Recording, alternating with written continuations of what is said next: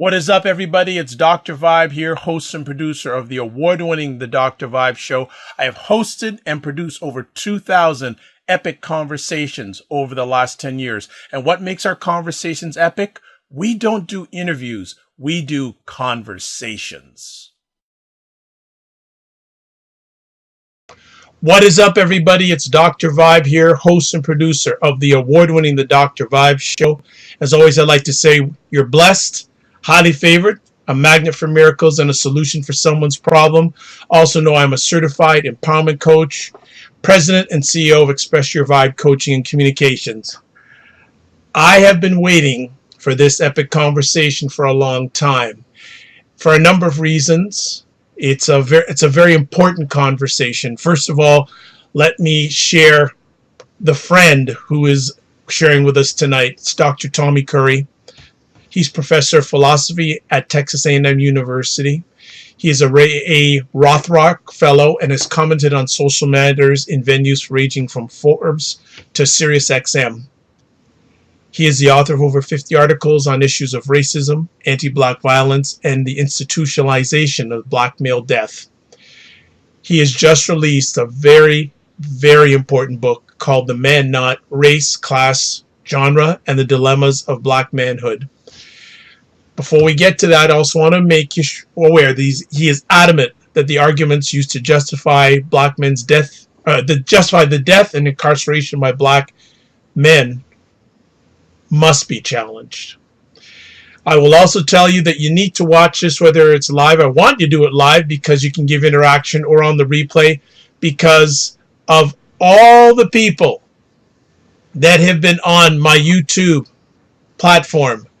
Dr. Curry has been the most watched individual on my YouTube platform, whether by himself or with conversations with others on the Dr. Vibe Show. So we are very blessed and highly favored to have Dr. Tommy J. Curry with us again. How are you, Dr. Curry? I'm doing well, sir. I'm doing well. How are you? I am very excited. I'm very much looking forward to this epic conversation. You've been a supporter for a very long time, and I support what you do and will always continue to support what you do. I'm very humbled that you've got time out of your schedule, because in a good way, I had to wait because you've been so positive productive. I know there was a time, I remember a time going back when I had you on and no one else hardly had you on. Right. And it's wonderful to see that I have to wait in line. I don't mind. Well, I'm humbled. I'm humbled by you giving me an audience in the show. So thank you. Well, you know, you always have a home here, and you will always have a home here. No worries about this. You know what? Let's get right to it, because if people want to know more about you, they can go in the Dr. Vibe archives. I've had you on a number of times. So let's get right to it.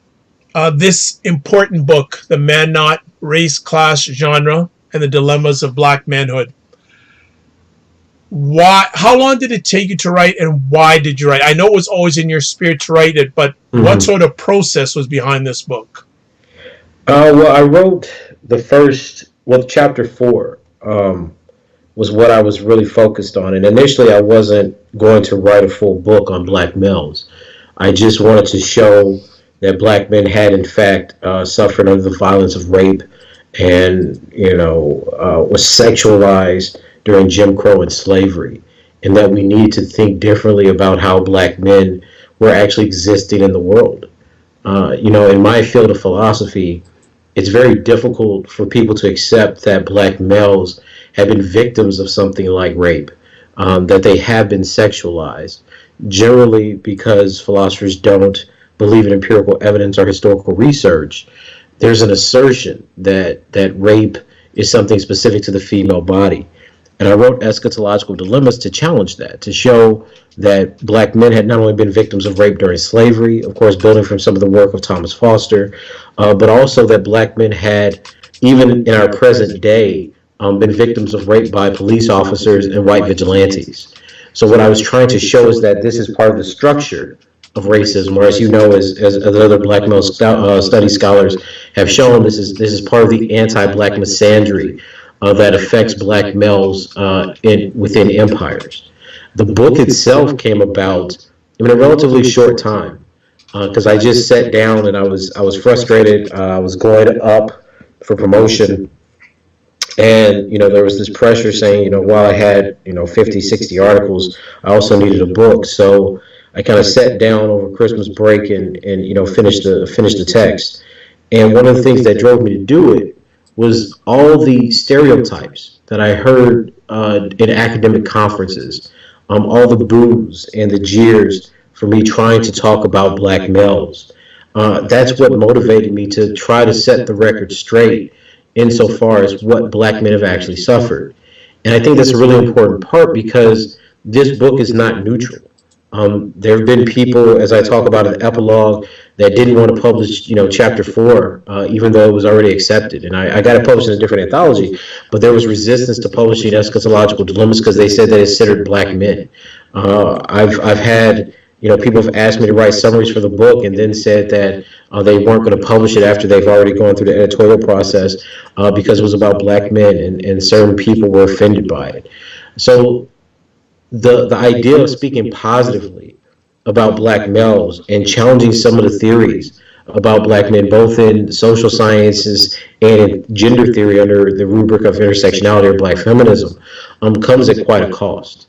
So when I wrote this book, I was motivated by I knew that would happen, but I was motivated about getting black males right and not defining us just on the basis of sexuality, how close or far we identify with heterosexual black men or as homosexual or transsexual, but to try to understand what the black male body has been represented as, how it's been studied, how it's been distorted and disfigured by the history and legacies of racism.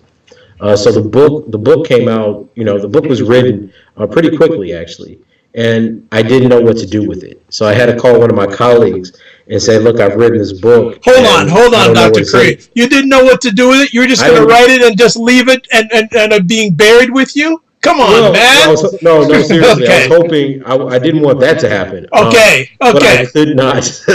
I couldn't think of a single press to send it to. Wow. Because there has been no other book about black men written in this way. Most books about black males start off with the assumption that they're flawed, that throughout history they've been trying to acquire power and dominate others. That's not what I start off with, because I think that version, or those, I call it the Cliff Notes version of black feminist historiography, is just wrong. And I think that when you look at the history of ethnology in the mid-19th century, you really do see that black males are being sexualized and defined as rapists, and being defined as feminine, and being defined as less intelligent than their female counterpart. And those things haven't been... Just to interrupt you right there, that doesn't seem to have changed much in today's society. No, not at all. Not at all. And that's what the book kind of reveals, right? That, some of the first arguments that articulated black men as being dangerous to women or abusers comes about in the debates that white suffragettes are having with people like Frederick Douglass about whether or not black men should get the right to vote. And you have white women testifying, saying, I've seen black men. I know how tyrannical they are as a class. They abuse their families. They abuse their women. That, this is the arguments, but they're rapists. These are arguments being put forth in 1867. So it's no accident that you see the exact same arguments being rehashed, not only 100 years later, but at the inception of what happens during the civil rights movement that associates black male political power and freedom yet again with hypersexuality and the desire to sleep with white women and the neglect of black women and black families, right, which is articulated in Michelle Wallace's The Black Macho. So what I'm arguing is that these notions that we get from ethnology in the 1850s to white feminism or white suffragism in the 1860s that continue all the way through the early 20th century has really been compiled now in terms of what we think of gender theory, and we haven't questioned it, because it's like a powder keg, right? That if you say feminism or black feminist historiography is incorrect, then you're hit automatically with character attacks, where you're saying it's incorrect because you're sexist. You're saying it's incorrect because of your black male privilege. And I'm saying, no, let's just verify the theory. Why are we overlooking all the empirical work that we've had from the 1970s forward, showing that black male attitudes on gender and sexism are in line with black women's, if not more progressive in some cases? That black men have always been more gender progressive and egalitarian than white men and white women. See, these are all facts that have been firmly established by the sociological record that have never influenced how we produce theory. And I'm confused by that. Because it's not, I mean, you have to do some searching, but you can find these studies. And these studies have been definitive in the sense that they keep finding the same thing time and time again, no matter when they're done. But they're never part of the conversation about what black men are or what black men actually think. Because we start off with the assumption that black men are misogynist, that black men are sexist, that black men are violent, that black men want to dominate and abuse women. In fact, it's so bad in my films that when we, and this is just how bad philosophers are at reading social science data, right? Is that, you start off with something like a CDC report or the FBI supplement that says that domestic violence is disproportionate in black communities. And instead of saying, well, why is domestic violence disproportionate in black communities? We say it's because black men are violent. Black men are more hyper-masculine. Black men are more abusive than the general population.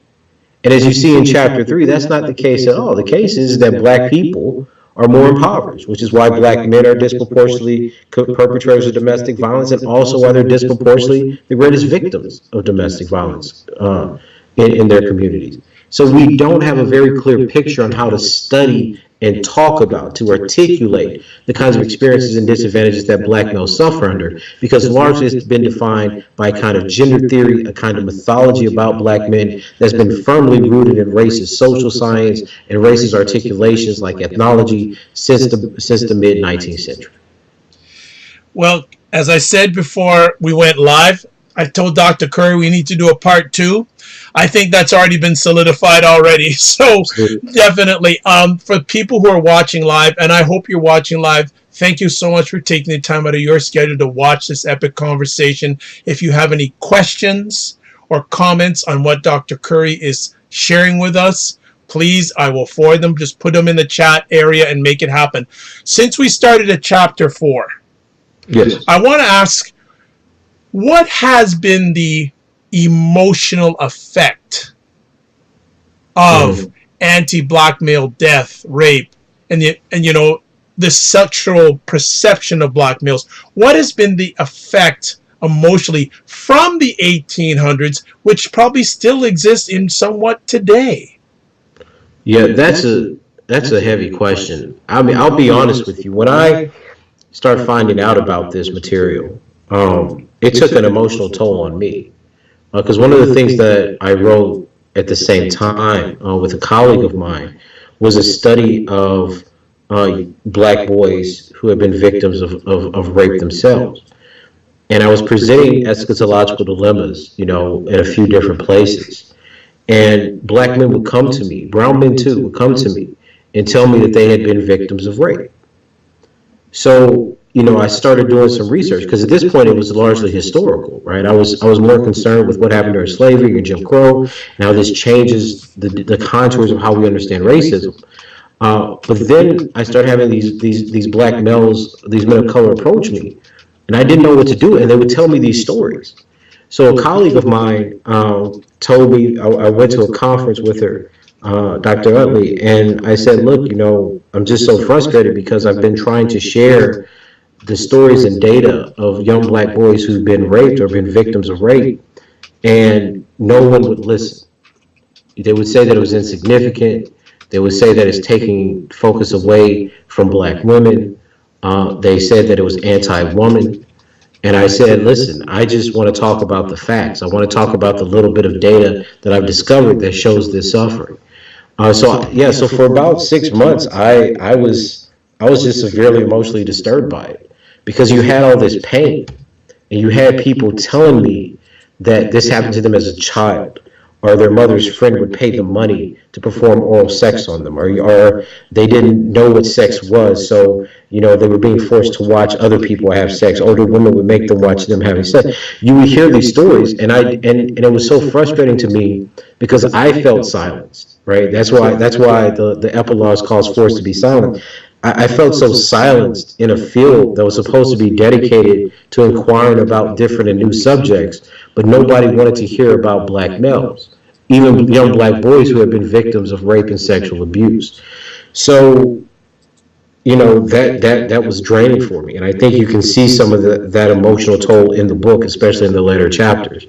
But overall, discovering this history, and seeing how black men dealt with it, that's why I talk about depression and suicide at the end of the book in chapter 4, in chapter 5, I'm sorry, because nobody asks black men how they deal with the weight of this kind of oppression. And I say that in all seriousness because we're dealing with a situation, we're dealing with a world where homicide and suicide overwhelmingly affect black males in the United States. And there is no academic discussions in any liberal arts field that I know of about these topics. That nobody cares about whether or not black men are oppressed. Black and brown men are the two most underrepresented groups as students and professors in the United States universities. And no one ever talks about their underrepresentation or how climate or departments may improve or retain these groups of people because they're men. In my field, there's not even a conversation specific to recruiting or retaining men of color, despite the numbers, right? Because my field of philosophy is largely anti-empirical. They don't care. The idea of underrepresentation is only talked about in terms of race. And then when it's talked about gender, it's largely talking about white women or women of color. There is no specific space to talk about the underrepresentation of black men, despite the fact that they are outnumbered by their female counterpart. Because we read underrepresentation based on the history of white people, not the specific histories of black and brown folk. So this puts an additional burden on men of color in the academy because they don't even get to claim the fact that they're the most underrepresented and that it's very difficult for them not only to become professors, but to even get through undergrad. Because we've been having this problem, this disparity of the lack and shortage of black and brown men in U.S. academies since the 1970s. Oh yeah, huge. Absolutely. So how do we even formulate the kinds of questions or research questions necessary to address that? We've already arrived at a predetermined answer, which is that no matter how underrepresented black men are, no matter how silenced, no matter what minority they may actually be in classrooms or within the professorate, we say that they're not as disadvantaged as women simply because we have these notions of patriarchy or gender, which says that because they're male, they have advantages. And the book is trying to deal with that contradiction. How do we deal with what black males are going through empirically? And how do we situate that in terms of a theory that could speak not only to their experiences, but reformulate the way that we engage and interact with young men of color, because they're suffering from things that, feminist theory and intersectionality theory has simply never addressed. It has never addressed depression. It has never addressed, issues of sexual abuse or domestic abuse. None of these questions for the last 30 years have been asked by this theory. And that's not to say that the theory doesn't have some advantages or applications when you want to talk about other groups. But in terms of black men, it's done an extremely narrow and insufficient job because it's defined them solely on power and the idea that they want to pursue patriarchy, not their vulnerability to depression, not their vulnerability to violence, not their vulnerability to rape, not their vulnerability to domestic abuse, etc. So we have to change the conversations. And, I said this before, we have to start studying black men with a kind of compassion that is not generally afforded to them throughout their lives. We have to care about what their suffering means. So the Man Not is trying to provide a theoretical lens for us to actually see what that suffering is and create concepts that theorize what it's most about. Absolutely. Just want to shout out, and I hope I get your name right, Umo Wale Africa tweeted out, just catching his tweet right here, saying he just tweeted hashtag amplify Dr. Curry. So I'm gonna have to copy that hashtag and start using that when I'm sharing anything about Dr. Curry. But thanks so much for that hashtag. There's so much things I could cover, but here's an interesting comment in relation to the Man Not. it was early before our interview went live. I was tweeting out this interview. At Wicked Beauty said, if Black people want to grow as a community and as a people, we first must acknowledge the mistreatment of Black women, both past and present, which sort of is different than what you're saying. Sure. And you're mad on. What's your response to that? I mean, there's not really a response. I mean, there's no contradiction between acknowledging the mistreatment of Black women and the study of Black men. I don't know. It's a tweet, so I don't know the context of it. But I would suggest that, this individual, I don't know if it's a professor or a scholar, but she's correct that for Black people to move forward, we do have to acknowledge the pain and suffering of Black women and Black girls. But at the same time, we have to acknowledge the pain and suffering of Black men and Black boys that go beyond the idea that Black men and boys are only perpetrators, that Black men and boys are only violent. Because that's what we have today. Far too often, the conversations about the suffering and pain of Black women are reduced to Black men are bad or Black men are trash, and that's insufficient, right? It assumes that the cause of Black women's oppression is not the circumstances of a white supremacist society that is rampant with misogyny, that is rampant with sexism, but just the Black men that are in their neighborhoods. And that's what the Man Not is trying to challenge, is saying that, listen, if you view domestic violence as a major issue in the Black community, which it is, you can't look at one side of the domestic violence numbers.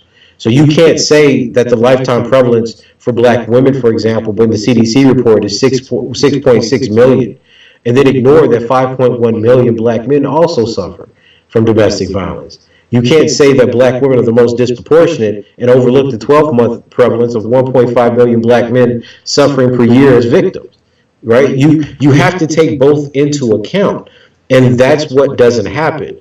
We assume that the early sexual experiences of Black men, which are statutory rape, we assume that the child abuse in our communities that are double the rates of whites has no effect.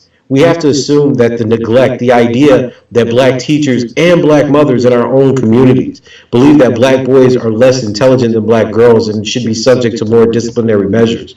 We can't overlook how these things socialize and affect Black men and then not give them any avenues or resources to deal with the trauma and disappointment of that reality. Now, that's not at odds with acknowledging Black women. That actually complements it. But it moves us outside of this Eurocentric Duluth model, which says that no woman has ever perpetrated violence against a man because of patriarchy, that no woman has beaten a child. And then when we do accept that there's child abuse in our communities, which are overwhelmingly perpetrated by women, Stacey Patton writes an excellent book on this, right? That we just ignore that fact because it doesn't fit with our politics. Understanding Black people and respecting the suffering of Black women means that we have to respect the environmental causes of that suffering, like poverty, like alcoholism, like depression, like having to take care of children in environments where work and resources are not plentiful, lack of access to health care, because those are the things that kill Black women the most over the since the birth of the 21st century. It's accidental deaths. It's cardiac arrest, it's diabetes, it's health problems. Homicide outside of the ages of 15 to 24 is actually pretty low, second, third, fourth, etc. So I would say that the sister's correct that we should, but I mean, I think that the context of what that means has to be scrutinized and interrogated much more. And on the side of Black men, just the things that I've mentioned, when do we have conversations about that? Exactly. I mean, I don't know of I know of no public discussion that talks to Black male survivors of domestic abuse or intimate partner homicide, right? I know of no shows that talk about the trauma of early sexual experience. Well, you have, I have, but I'm not as big as I'd like to be, or I'm sure other people would like to. But we're getting there. But I fully agree with you. Those subjects, let alone in the general public, let alone in the Black environment, are taboo. Right. They are taboo. They don't. It's not supposed to be talked about. It's an assumed that we are strong, we are powerful. None of this stuff happens to us. And doing this over 10 years, I know it happens to a lot, but nothing is being said. It does, and this is what I'm saying. So imagine the reality that most black boys lose their virginity before the ages of 14 in this country. What do you think? And this is you often to older girls, older women, right? What do we think that does to a young black boy? Does the politics of gender or feminism really overwhelm our common sense in suggesting that there are a significant majority of young men whose first sexual experience is either coerced or statutory rape? And there are no treatment, there is no conversation, there is no literature that helps these young men interpret their experience. So what do you expect to happen when a 12 or 13-year-old boy, or in the case of one of our studies, a 9-year-old boy, has been raped by a woman for 5 or 6 years because it's just taken to be she's his rite of passage? And then when this young boy turns into a man and develops issues about his own self-image or about his ability to satisfy women or issues of abandonment, and we suddenly see a case of intimate partner violence, or we see a case of non-commit where he can't commit to one woman, or he has dangerous and promiscuous sex and has a child before the age of 21. Is that because of patriarchy, or is that because there's a trauma that has not been acknowledged, treated, and spoken about, so that he can actually have healthy relationships with other women, assuming that he's heterosexual, right? And this is I wanted to ask this conversation piece and what you just shared with us. The title, The Man Not. Yes. And I'm thinking this is a good time for you to share how you came up with the title after what you've just shared with us. Mm-hmm. Because many will think that we are men, but we're not fully men.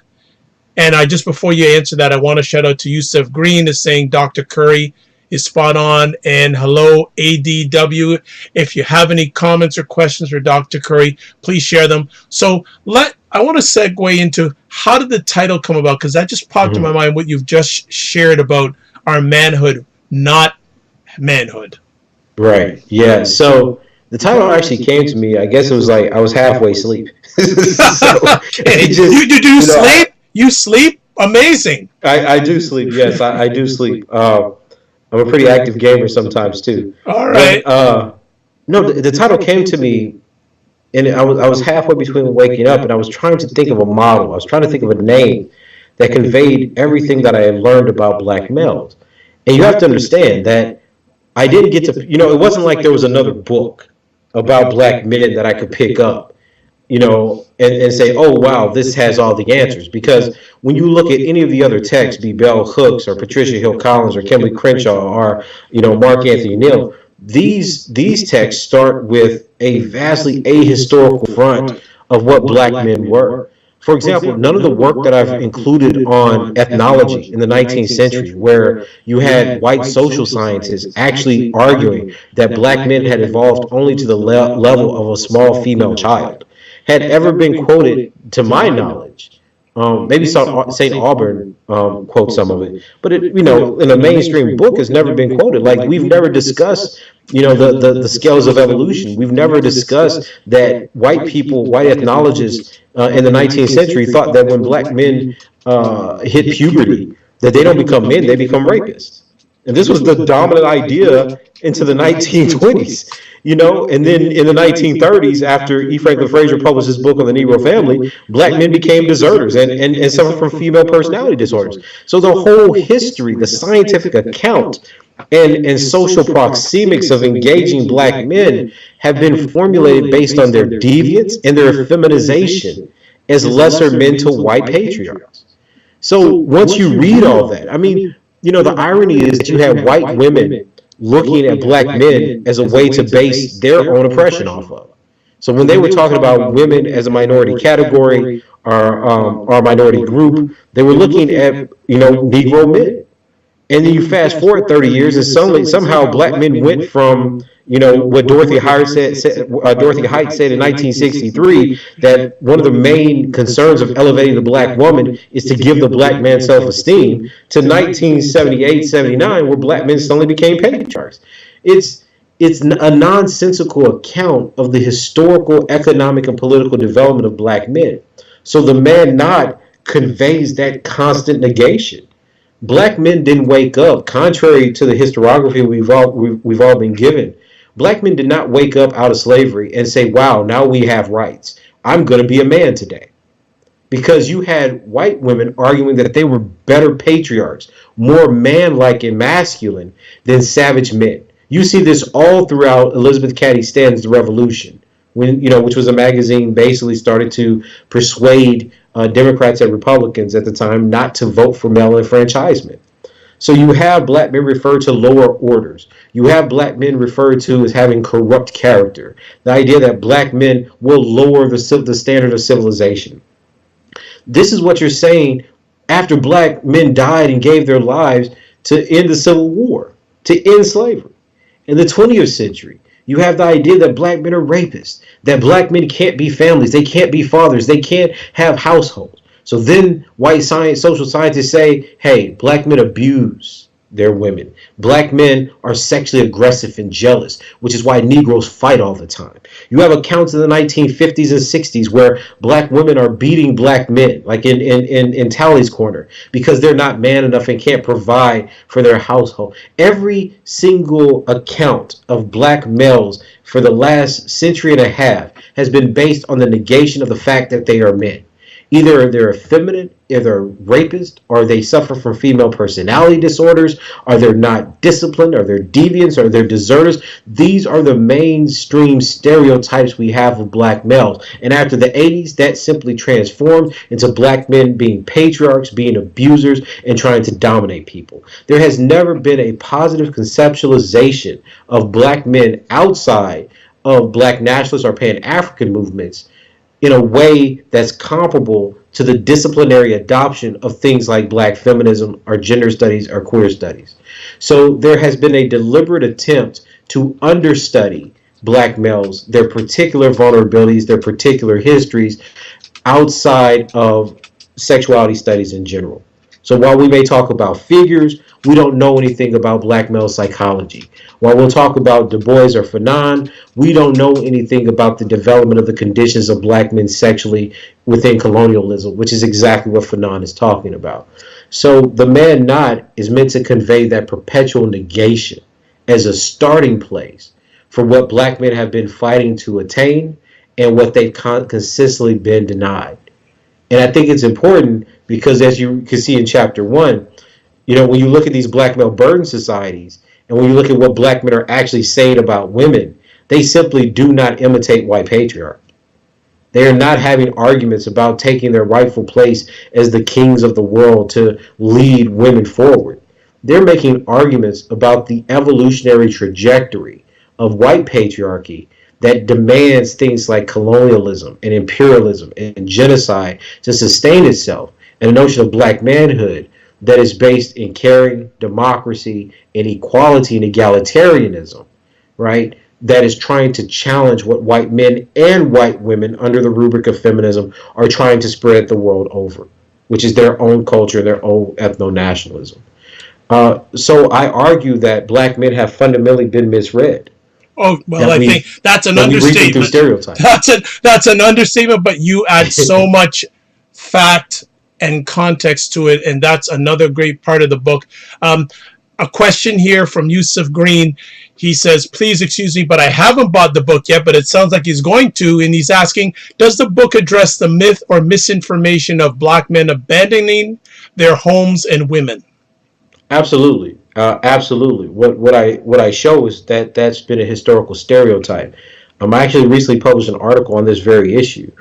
The book argues that black men are in fact familial. That even when, and this is a very important finding that Dr. Siri McDougall has found, is that even when black men are absent from the home, other black men in the community take on the role as social fathers.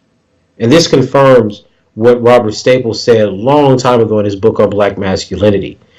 And this is so important, contrary to the idea that black men simply abandon their wives and children, and that usually happens because of economic pressures. you find that other black men in the community take on the role of extended family. Said differently, the extended family network in black communities are not purely matriarchal, as we're often taught or assumed. They're also based in black men extending themselves as fathers and caretakers of children.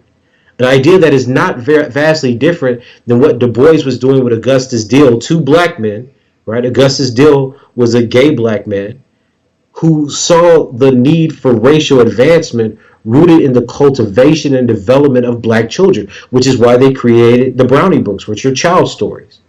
What I show in the book is that this has always been a part of black men's ethos. It's always been a part of their political strategy.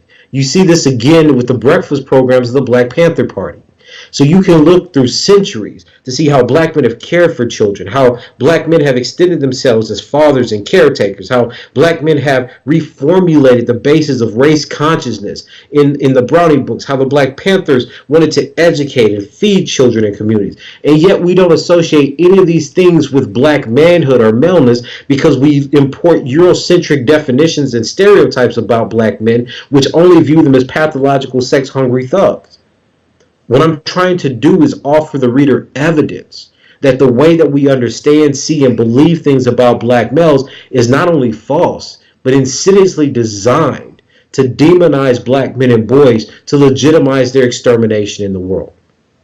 It assumes that black men are the dangers that have to be stamped out in their communities, not white supremacy.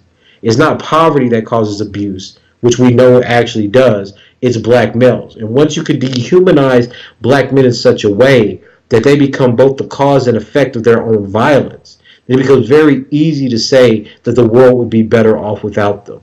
And what I'm trying to do is show that black men are integral parts of families, integral parts of communities, integral parts and pieces of history, and that we have to change how we think about that in relationship not only to how we engage young black men, but how we think about and conceptualize them under academic theory. Excellent, excellent, excellent, excellent, excellent stuff. There's so much in this book. One of the passages that really hit me is your discussion about the violence of poverty. Oh, yeah. Black males and the stigma, and I want to underline the word stigma of criminality. Whether you're a black man that's committed a crime or not, it's so apropos. Yes, yes. I mean, when I was doing that, the research for that section, it was heartbreaking. You know, because I'm constantly reading books about black males. I mean, every day I'm like doing Google Scholar searches, you know, seeing if there's something I missed from some century, you know, some decade in the early 1900s. Like, oh, here's a term I haven't thought about. But you know, when you look at how people thought about black males and what they go through, how they're systematically locked out of work and locked out of jobs and victims of poverty, where they literally become scavengers in this underclass or undercast more appropriately. Your heart has to bleed, because when you look at, you know, even Khalif Broder's story, you see a young man who came from a low socioeconomic position but had no criminal record and was made into a criminal, was beaten and tortured and couldn't escape it. But sad. He was psychologically broken. You know, and it's not just him. That's the reason I included his story and the stories of so many other black men in the book, you know, as kind of a journalistic, you know, marker, is because it's not just him. There are hundreds, there are thousands of black men and boys that suffer from not being able to find work. And in order to eat, they have to turn to these other means that we think are less than respectable or criminal or deviant. But society locks them out of everything. And then when you look at the studies that show that even educated black men with no criminal records are perceived to have criminal records and are discriminated against on that basis, not only to other white employers, but also are preferred less than their black female counterparts, then what do you say or do? When you look at Robert Livingston's work that I cite in the book, and he says that black CEOs or managers literally trigger survival responses amongst whites. So they're never chosen, that they have to disarm white people. They have to crack jokes. We have to smile. We have to have baby faces that are clean cut and shaven so that white people don't become afraid of us.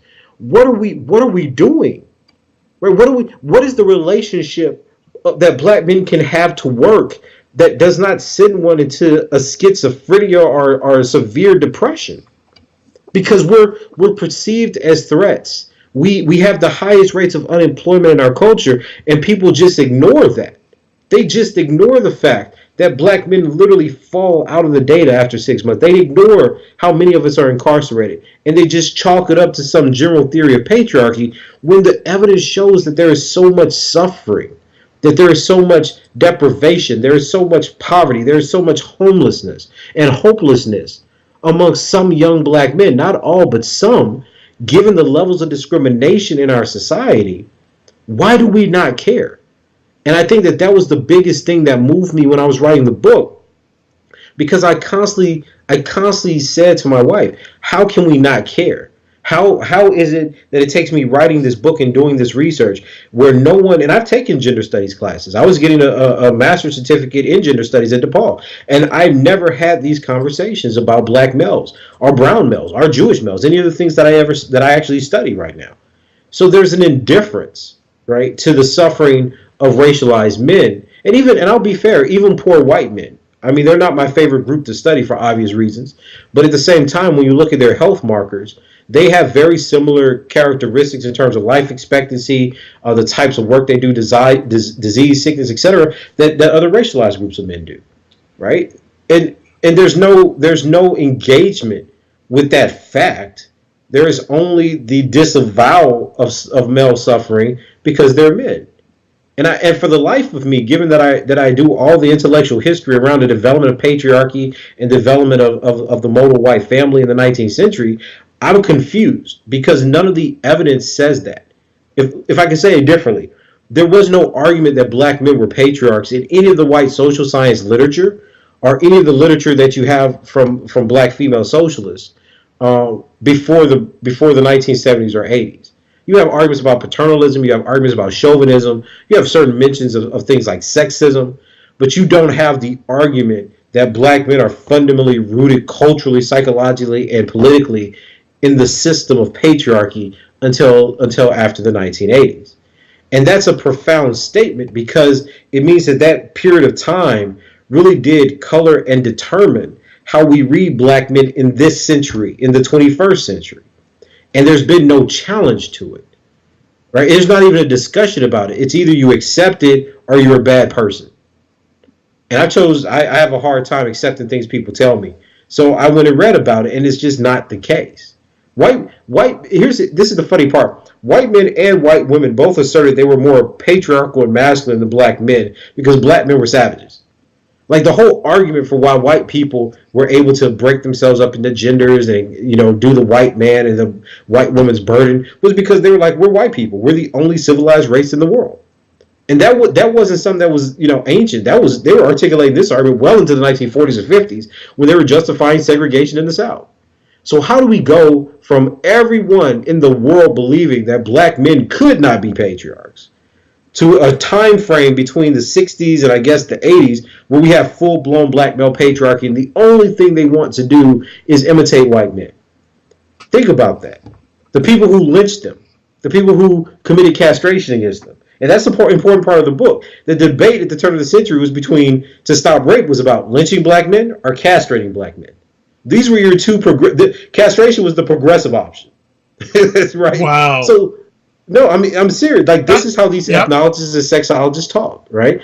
So if this is what we're dealing with, how do we say that black men want to imitate the people who did this to them? The men who raped them, the women who raped them. So whereas black women are victims of rape and brutality and their children being taken away. And this made black women form a unique consciousness that understood sexual violence. Black men have their wives, children, they're castrated, they're lynched, they're boiled and eaten, they're drinking, they've been drunk as elixirs, they've been anally sodomized, they've been systematically denied access to the workforce, and then on top of all that, they're called the rapists, so you don't even have any sympathy or empathy with their condition. And out of all that, right, black men have not formed any other strategy of dealing with oppression except wanting to be like white men. This is what we're taught in schools.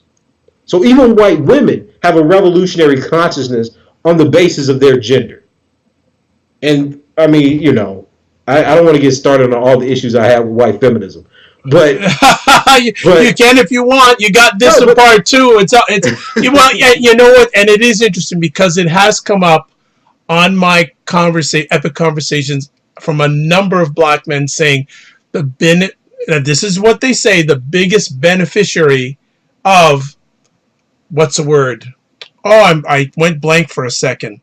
Affirmative action? Yes, affirmative action have been white women, and that's true. It's interesting because I just put a post from an article on HuffPost saying that it wasn't just white men protesting in Charlottesville. No. But I mean, this is the research that I do, right? I mean, this is why I'm constantly telling people that the arguments we have about gender and about white women's exclusion from it, like this is the end of chapter 1, is largely false.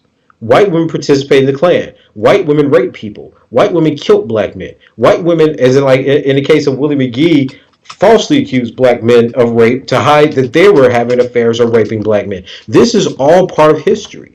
This happened. Ida B. Wells talks about this, about white women pursuing black store clerks. And if black men finally gave in to them because they didn't want to be accused of rape, when people found out, they were killed and accused of rape. Like it's the inevitably, black men are considered to be and have historically been punished as the rapists, even when they were victims of rape themselves. So there is nothing that we can do to get around that fact. And for us to talk about white women's vulnerability to sexuality without contextualizing the history of rape, the history of castration, the history of lynching, the history of genital mutilation of men, that's accounted for in all these stories of settlers going to Africa or Southeast Asia, etc., is just intellectually dishonest. This isn't, most people look at the question of gender as an identity politic. And I'm arguing that we need to actually do a material and empirical study of what happened to certain bodies. This is not an argument about black men should reclaim their true masculinity by being straight, because I don't even know what that means given the research I do. Right? Because throughout history, you've always been effeminate. If a white man wants to have sex with you, whether or not you're straight or gay, a white man has the power to make you into whatever he or she wants, or a white man, whatever he wants. If a white woman says, if you don't sleep with me, I'm going to call rape, she has the power to make you into a rapist. Right? So what I don't understand, giving that history, why we're arguing about ideal subjects and types, when none of this theory matters given the empirical realities that we have before us. And we're demonizing each other. We're condemning each other, and it always ends up being black men, despite the studies that show that homophobic attitudes in the black community are pretty similar. Albeit black men are more progressive, and it changes with education and social mobility, etc., because they're the more educated group. Initially, in terms of religion and class dynamics, black men and women have pretty much the same views on gender and sexuality. It's a question of environment and context. But then we talk about black men, and black men are the only sexists. They're the only misogynists. They're the only homophobes in our community. And this is not true, because it places the blame on some decadent or erroneous or erratic black masculinity, when the issue is the environment, the religion, the poverty, the class, the exposure, etc. That dictates every other group's disposition towards these views, right? Absolutely. Dr. Curry, I'm going to ask a promise that you come back sooner rather than later, within a week or so, because I just got I have some good news for you. What's that? At son_of_Malcolm just tweeted out, I just bought the book off this interview. Oh, fantastic. Thank you. So definitely people want you back. And also shout out to Hermeezy, who favorited the tweet. So you're gonna have to come back real quick because people loving this. No, absolutely. I'll be happy. And I know, folks, we're not getting to the man not, but it's a general conversation. I'm pulling some stuff from the man not, but also their comments coming in. Again, AD space W, he says he's interested in Dr. Curry's opinion on black feminism and how does it come up in the man not. Oh, I could look. I am critical of black feminism, because I think that it takes a very small moment of black women's activism and then reads it backwards. So when you so the book talks, for instance, about Anna Julia Cooper and some of the women of the Atlanta Sociological Laboratory, and I say, listen, if we compare their views on gender to, say, the views of Du Bois or Alexander Crummell or Edward Blyden, we don't see that many distinctions. So why do we assume that gender as a construct is transhistorical, that it doesn't change through the centuries? Because that's not true. And what we do with making that assertion is we measure black men based on the feminist politics of today. So if black men didn't include black women in certain social groups, that was sexist. But the only group we look at is the American Negro Academy. We don't look at the Negro Society for Historical Research. We don't look at the Atlanta Sociological Laboratory, which all have black women, giving papers and being published and having and debating policies. So the question is, why do we keep short-handing black history and the complexities of black history for one narrative? So if you can point to the A&A, why can't I point to the Atlanta Sociological Lab? Du Bois was in both. He was prominent in both. Why, if we're going to talk about black women not producing scholarship or making some of the arguments that Hazel Carberry's making, that black women weren't viewed as intellectuals, well, let's test that. Did Du Bois publish black women? Did the Negro Society of Historical Research publish black women? Of course they did. So then that's a counterexample to how many black feminists talk about black men and their participation. The other problem is that becomes the only standard. So you assume that even though someone like Anna Julia Cooper supported imperialism and a kind of Christian fiefdom of the world, that becomes the measure of progressivism. That's a bad thing. Imperialism and trying to stamp out Islam are hoping that other inferior cultures who were Christian are taken over by the providence of God is a bad thing. We should not agree with that just because it's Anna Julia Cooper who has become the symbol of black feminism. We should be critical of the different aspects that, say, she supported that are not good for the world, like Islamophobia, and why people like Edward Blyden or Du Bois had vastly different views. We can't pick and choose, and I think that what black feminism does as an academic discipline is it picks and chooses the kinds of incidents it wants to talk about. It'll pick and choose, Ray Rice beating his wife, but it'll ignore all the homicides or bidirectional violence where black women have shot black men or where black women are abusing black children. I'm arguing that intersectionality or black feminism, whatever you want to call it, has to deal with the kind of empirical facts around black male life. And yes, that means that some black feminist theories are wrong. That doesn't mean that black feminism is fundamentally wrong or immoral. It just means that there are some theories that have not been tested, that have been imported, like the Duluth model, the idea that black men abuse for power, that are not based on any actual studies or facts of black men. And when we look at those facts, when we look at black males' experience, when we look at the trauma and the cycles of violence that happens in these communities, houses, and neighborhoods, you cannot persuasively exclude black women from participating in that. So I think that black feminism has to be challenged. And I think that some of the arguments that are taken as mainstream theory of black feminism about black masculinity are not only false, but they're heavily misandric in the sense that they use racial stereotypes about black men's hyper personalities, be it hypersexuality, hypermasculinity, to define what black men are. And that's an inappropriate and pathological reading of black male subjects. Excellent. It's popular, but it's ultimately wrong because it can't be verified anywhere else. So I guess my views of many of the ideas that come out of black feminism, specifically about black men, is that they're anti-empirical and I think that they're historically inaccurate, right? Because they're picking up some trajectories from white social science that I think black men and black male studies have to fundamentally engage and question. And I think the other side of this too is that some of the ideas about intersectionality and black feminism become so malleable, right? That, like when I was doing research for this article, I read all of Kimberly Crenshaw's work. I've read it before, largely because I do critical race theory. But, I read all this work, and I read all of Patricia Hill Collins. And you see these definitions constantly changing, right? Darren Hutchison and Athena Matua have made comments on this. It's like, you criticize the theory doesn't respond, and it's like, oh, now this is the new theory. It just incorporates the criticism, right?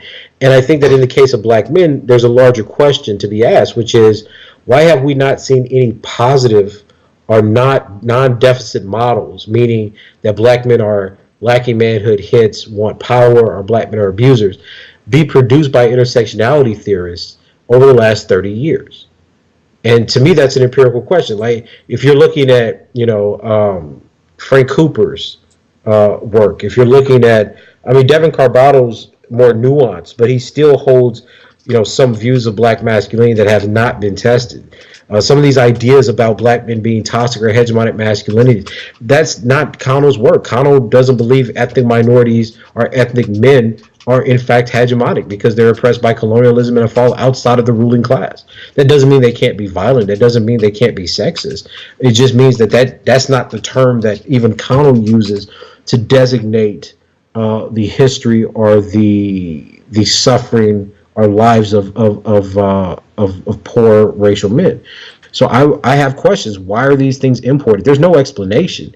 We don't have practically any gender theories that are dealing with Connell's work, or even her decision to focus now on masculinities in the global South. We don't have any works that are looking at, some of Adam Jones's work or some of the work in genocide studies that talk about subjugated or subordinate men being the most disposable and expendable, even in low-level warfare or genocide. One of the big things that I constantly get pushed back for in my field, they keep calling hotepery, even though the theory is developed by an endowed professor at Harvard in psychology, is some of the issues around social dominance theory. Why are we not talking about this? Those right there are three different theories that all come to vastly different conclusions about the positionality that black men have, or racialized or subordinate men have, within patriarchal societies. And they've been around for decades. And none of these have made it into our conversations. And I want to know why. I want to know why black feminism or intersectionality becomes the dominant view of studying black men when there are theories by other men, two of which are by men of color, that have no resonance whatsoever in how we study these subjects, despite these theories being overwhelmingly endorsed in the social sciences, right? Because all they do is test things. So yeah, I think that anytime somebody criticizes black feminism, you're going to be met with the ad hominem attacks of your misogynist, your sexist, etc. I've heard, God knows, there's like a new one every day. That I hear on somebody's Facebook or post. But I think that the job of the intellectual is to follow evidence. And I'm raising serious questions about black feminism that perhaps will push their theorizations, even farther. In terms of how they see the empirical aspects of standpoint epistemology or intersectionality. But if this just becomes an argument that black men don't have a right to speak on gender or don't have a right to speak about sexuality, then I'm going to adamantly resist and reject that, which is why I wrote the book, because it shows that black men have experiences that have not been considered under black feminism. There have been cases and activism that has not been taken account of in black feminist historiography, which is why I just think that black men, that other racialized men, need a separate field of black male studies to study what subordinate male status or racially subjugated masculinity looks like. Really quickly, when I went to the Shoah Foundation in January, I discovered, and this is largely just because I was messing around in their visual archives and listening to stories. I was just curious if Jewish men had been raped during the Holocaust. And when I found 41 stories or 42 testimonies where you see this kind of issue going on. So if Jewish men are being raped, I found 3 cases where Armenian men are being raped. I know that black men were being raped. And I'm pretty sure I'm doing now. My next goal is to look at like Japanese internment in the United States and see if there was any sexual violence there. So I know factually, right, that all this happened. So then what does that tell me about racial subjugation and racialized males within patriarchal or repressive racial regimes? There seems to be a pattern that in every situation, because all these men are stereotyped as being rapists, in every situation of racial subjugation, you both have the phenomena of the rapist and the subjugation or victimization of racialized men as being victims or subject to rape by the dominant group, men or women. Where have we explored that reality? Good. Like, this is a Good new question. research question. Absolutely. Absolutely. I'm got some more, and folks are going to be start winding it down soon, but there is going to be a part 2 guarantee within the next 7 to 10 days. But also, just following up here, comments are flying in. Yusuf and AD Space W agree 100% with what you're saying. But there's also Maintain in K has a question here saying, have any contemporary scholars been critical of the man not? And if they have been, what have their criticisms been? I haven't had anyone be critical of the actual research. Most of it's been based on the identity politic that I'm talking about and centering black men. So again, I think that's where you get the kinds of conversations about, oh, well, black feminists have already done this project. And I think anybody who reads the book can see that that's not the case at all. Or that, it's anti-woman because it centers black men, things of that sort. But I've heard no actual engagements with the scholarship portion of it. I think that because the academy is so heavily based in identity politics, that's been the major challenge, that, well, you're centering black men. And I just say yes. I was like, that's the title of the book. It's a book on black manhood. So I'm interested in homoeroticism. I'm interested about rape. I'm interested in sexual violence. I'm interested in the death and dying. And that's why I call it dying, because I feel that given the conditions that black males are in, that they don't have a positive notion of life. It's just the persistence of dying through their various dehumanization and the negations that they suffer under in American society. So yeah, I mean, that's the best I have for you right now. The book is still pretty new, so I'm sure as it becomes more popular and people are reading it more, there are going to be challenges to it. And I'm well prepared for that. I wrote the book in such a way that I think the evidence is just a lot of scholarship. There's a lot of stuff we have to read if we're going to criticize it.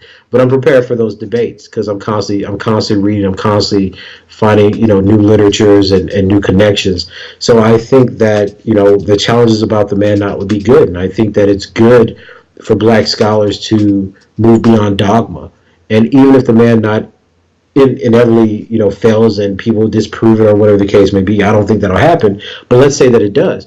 It's a conversation and a moment in black intellectual growth and black gender studies and political theory that should be had, where at least we know to refute the book, there has to be some empirical validation or verification of what we think about black males. And hopefully, even if it is the case that black men have toxic masculinities, etc., then we get answers that are beyond adopt feminist politics, and we talk about things like mental health and employment and trauma treatment and conflict resolution in our communities.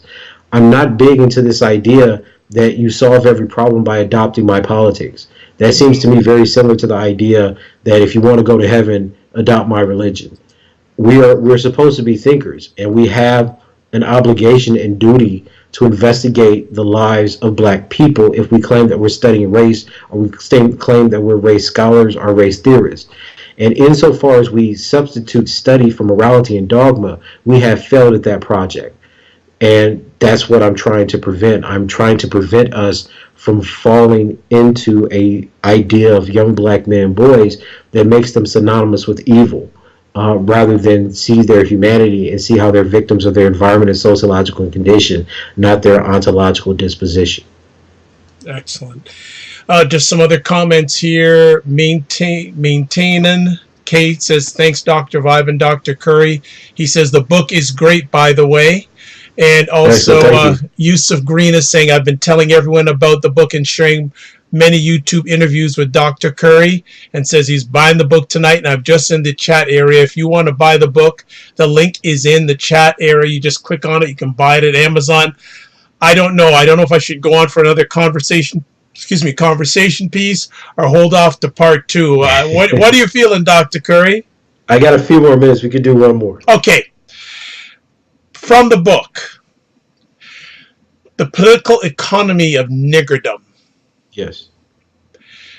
Racist misandry, class warfare, and the disciplinary propagation of super predator mythology.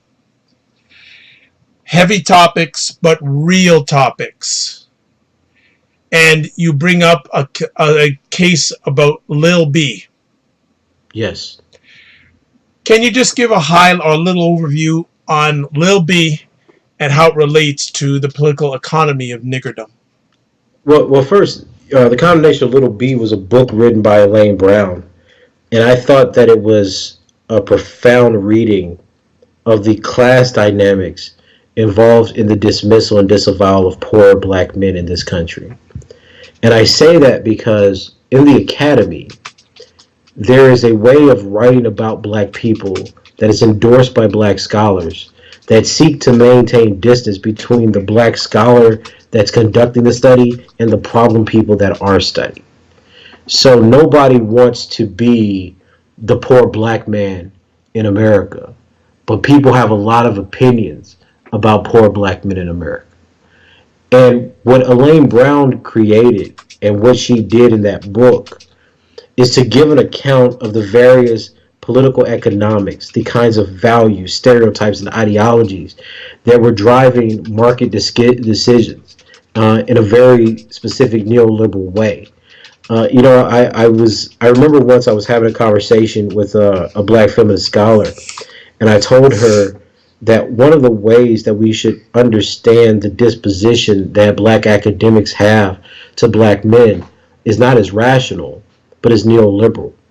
I was like, the idea of a homo economicus, the idea of a economic human being, is vastly important, because we can see that the decisions of how we write and speak about black males in theory are driven by market forces and consent.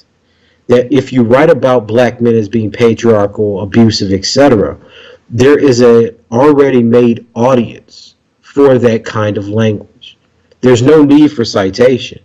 There's no need for evidence. There's no need for ethnography, because we all know through our stereotypes that that's true.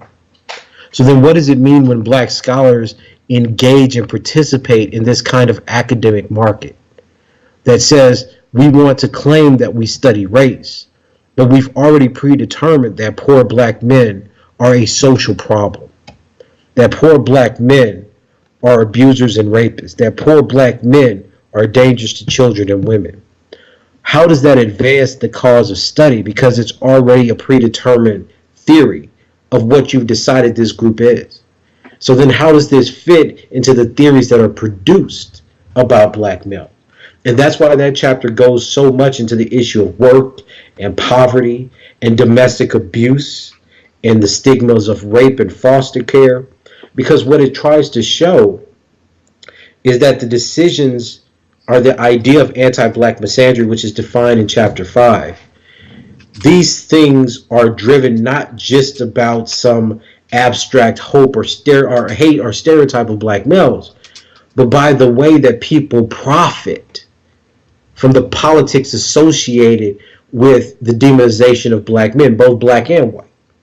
See, when we talk about the prison industrial complex, we're quick to say that white capitalists are taking advantage of poor black men, their labor, and their lives. But then when the academic in the academic industrial complex writes about black men as abusers and as the terrorists that white people imagine, we pretend that there's no benefit or currency from doing so.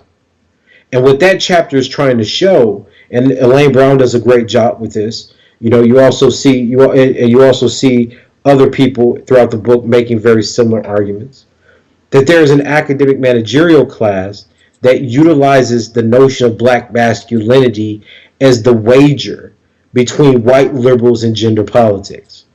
Said differently, if there's going to be a conversation about specialization, an easy way to co-sign to feminist politics and liberal white agendas is to problematize racial masculinity. So whereas we would call white people out, white liberals in the academy out for saying something like black men are rapists, black men are criminals because they are black, we accept that proposition to the white liberal and we say, because black men are hypermasculine and want to imitate the laws of patriarchy, they rape and abuse women.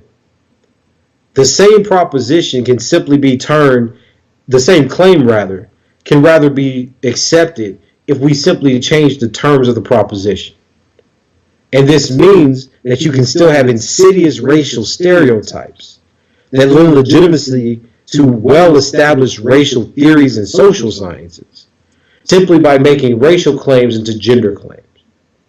And that means that there's going to be a gap in distance between how the black scholar interprets the social reality and then what they interpret and write about, how they present that so that it appeals to the white liberal audience that overwhelmingly comprise the U.S. Academy.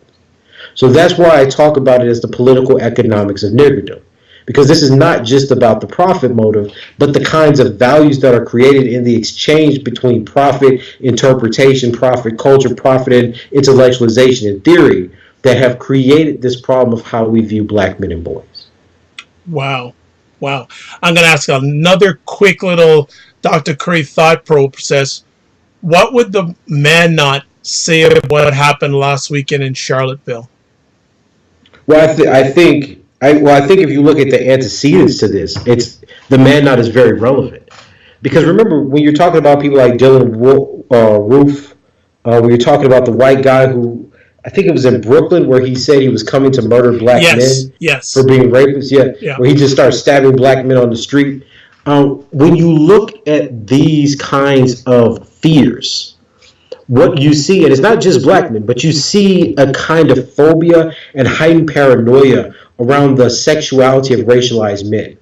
And, you know, I've told people in my field this before, I've said this in other interviews. I was like, when Donald Trump was making the claim that Mexicans are rapists and that Muslims would come in and, you know, change the culture of their people and marry their daughters, their Christian white daughters, what they are saying is that white endogamy, the ability of white people to biologically and culturally reproduce, is being threatened. That's why Dylan Roof said that black men were raping their women. That's why the guy in Brooklyn said, I'm going to start killing black men. So what you see in Charlottesville is the accumulation of white people, not just white men, but white men and white women, fearing that they will be outproduced and that they will be culturally displaced in the inevitable minoritization of the white race. And whereas they tell black, brown people, Muslims, and immigrants that America is a great land of opportunity and equality, where their minority status does not affect them, white people have now said and built movements around the fact that their white people becoming minorities is the greatest tragedy and tyranny that's ever happened in the history of civilization.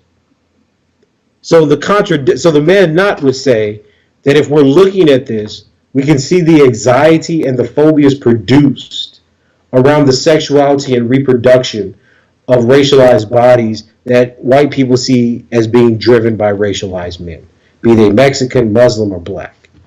And that everything that Trump has done has been an attempt to slow immigration, to exclude Mexican and deport Mexican or Hispanic and Latino males, and to incarcerate and allow the slow extermination of black men, so that the destruction of these men, the limiting of their movement, the segregation or the proximity by which they can operate in, now become the basis of controlling and propagating white racial superiority.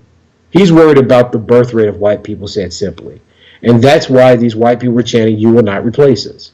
Because they are fearful of the idea that white people will become minorities and that they will have less white bodies to dictate the power dynamics of America's so-called democracy. Well, I think we're going to end it right there. I'll just put a little add-on. Last night I had a gentleman on, Dewan Hopewell, and he was quoting some studies saying for the first time in history, there are studies showing that the life expectancy of black men is going up, while the life expectancy of white men is going down. You're down, yes. Yeah. I think we gained like a half a year or something. Yeah, so it's just very interesting. So that interesting fact added on to what Dr. Curry had to share. One last comment here from Maintaining K says, a type of racialized androphobia is what Dr. Curry is talking about. Wow. Yeah. This has that's exactly it. It would be, that's why we call it racist misandry. Exactly. Right? Well, this is a fear of men. That is it. I think Dr. Curry has given everything and more tonight. I'm going to shout out some people who did some great tweeting and retweeting. Shell B, Hermesi, Nation State of Mind, Anti-Negro Saxon. Thank you for your tweets. I also want to thank AD Space W, also Yusuf Green, Maintaining K. Thank you so much. I know that 1 and 2 you have bought the book. Dr. Curry really appreciates that. Absolutely. Thank you so much for the support. Absolutely. And before we sign off, if you look in the chat section, you can click on the link to buy the book. I will also put the link for you to buy the book on the replay of this epic conversation. Dr. Curry, where can people touch base with you? So they could try to follow me on Twitter at DRTJC. They can certainly email me at tjcurry@tamu.edu. I'll be happy to correspond and speak to anyone on those two venues. Excellent. I didn't get the email address, but I'm going to put his Twitter handle there. And what was the email address again, Dr. Curry? tjcurry at tamu.edu. Yes. There it is in the comment section, contact information. So Dr. Curry, after we're finished, we're going to be offline. I'm going to get a commitment on when he's going to come back, and it will be in the next week because we just scratched the surface. But what I'm really happy about is that Yusuf Green just bought the book. There you go. Fantastic. Fantastic. And this is what we're here for him to shine, but also to get important thought process and context into your heads and your hearts. Absolutely. And I don't know if any other of the conversations that Dr. Curry is on where people bought the book in real time. Right. Well, I'm thankful. And you know, and this is what I said, you know, I wrote the book for black men because I felt that black men needed a way to understand themselves beyond the way we speak about them now. But the book has in mind the black community. Yes. And I think that anyone who reads the book can see that it does not approach the problem of black men from the degradation of black women. It does not take a stance that says that black heterosexuality is right and black homosexuality is wrong. This is not that kind of book. This book is trying to get black people to understand where black men and boys are and what we have so woefully misunderstood about their suffering, so that we can improve not only their lives but their participation in the life world of the black community overall. Wonderful. We'll sign it off there, folks. It is Dr. Vibe, host and producer of the award-winning Dr. Vibe Show. I'm the host of Epic Conversations, as you can tell. And the Dr. Vibe Show is the home of Epic Conversations. If you want to touch base with me, you can follow me on Twitter at drvibeshow. Email address dr@thedrvibeshow.com. Certainly you can go to the website address www.thedrvibeshow.com. If you want to catch replays of conversations like this, video-wise, go to my YouTube channel. 220, 30 subscribers in the last few months. Thank you so much. If you feel like it, certainly subscribe to the channel because we have epic conversations going back many years. You can even go through and see Dr. Curry's first appearance on the Dr. Vibe Show many years ago.